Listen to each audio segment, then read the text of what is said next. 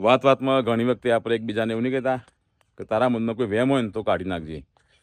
એવી રીતે તારા મનમાં કહીએ પણ તમને ખબર કે ઘણી વખતે જિંદગીમાં આપણે પોતે પણ ઘણા બધા વહેમ લઈને મનમાં ફરતા હોઈએ છીએ.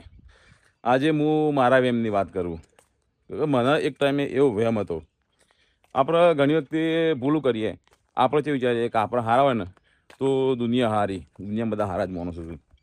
અને એમાં બીજો વહેમ વધારે પર ત્યારે થાય કે જ્યારે આપણો સમય સારો હોય, આપણે પણ પૈસા હોય, નેમ ફેમ, ઘર ગાડી રૂપિયો બંગલો બધું હોય બરાબર. એ વખતે ઘણી વખતે સાચું થાય ખબર કે ગમે એટલા ખરાબ માણસ હોય, ગમે એટલા સ્વાર્થી મતલબી, એ લોકો આપણા ગ્રાયનું એનું રૂપ બદલી નાખે. એટલે સારું આપણને ભ્રમ થઈ જાય, એમ થઈ જાય કે આ તો બધા ખરાબ કોઈ સારું, આ તો માણસ સારો છે. તો આવા ટાઈમે વહેમાઈ ના જવું.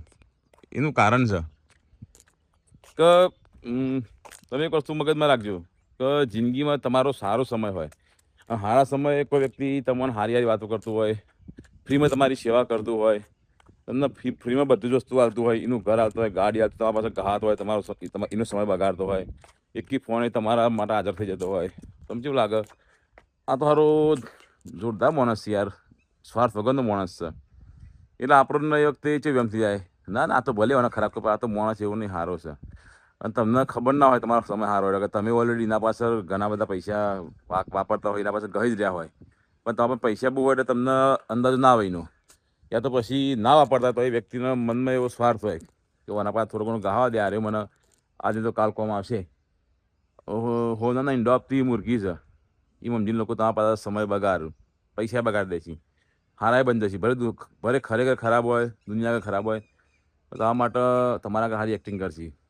પરંતુ નહીં કહેતા કે વ્યક્તિનો ખરાબ સમય હોય ને એટલો લોકો ખવડાયેલો કોરીઓ એ ગણાઈ દો હોય છે.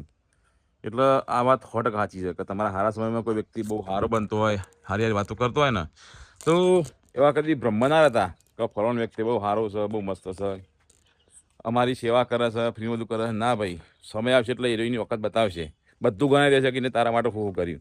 જ્યારે લોકોને એવું લાગશે કે તમે પટી ગયા, તમારા પાસે કોઈ નહીં, પાર્ટી પૂરી થઈ જાય, તો લોકો એવાની વખત બતાવી દે છે કે હવે ફલાણા વ્યક્તિ આપણે કોઈ કોમના નહીં રહ્યા, ઇવન આપણે આટલો ગણાવી દઈએ. અને બની શકે કે તમે સારા સમયે એ લોકો આપણે પૂછીને પૈસા લઈ ગયા હોય કે હું પાછા આપી દઈએ, અને તમે તમારા ખરાબ સમય પૈસા પાછા માગશો ને તો ગણાવી દે બધું કે મેં તારા માટે આટલું આટલું કર્યું હતું, તારા માટે આ જગ્યાએ ગહણો હતો. અમે કોઈ વ્યક્તિ ખોટું નહીં, કોઈનો દોષ નહીં દેતા, પણ આ દુનિયા છે, આ માણસની એક મેન્ટાલિટી છે.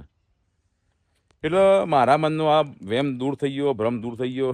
તમે મનના વહેમ લઈને ફરતા હોય ને તો જલ્દી કાઢી નાખજો, ને કે સમય તો તમારો વહેમ દૂર કરી જ દે. સમજાય તો બરાબર, ના સમજાય તો સમય સમજાવી દેશે. બરાબર, ચલો.